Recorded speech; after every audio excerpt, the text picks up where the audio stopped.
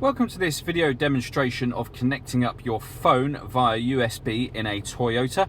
We're in a Toyota RAV4 at the moment, although this system is very similar in a lot of the Toyota range.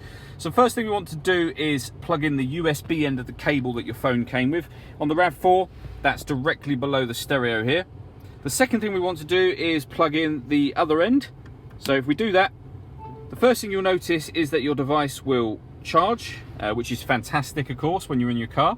The second thing is it will immediately open up the music that's on your phone. Now, we're using an iPhone, so it'll open up iTunes and immediately start to play music. You can, all on the screen, so you don't need to touch the phone at all. You can go into here and look at all the other artists that you've got in your iTunes. You can select them from here.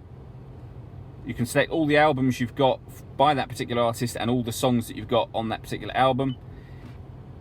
Hit that button and it will start to play. And if I turn up the volume, you'll hear it playing straight away there. So it's a fantastic way of listening to the music in your car. It just means that there's no need to take out, you know, sort of 10 CDs when you can have, you know, thousands upon thousands of tracks in your car at any given time. It all depends on how many there are on your device.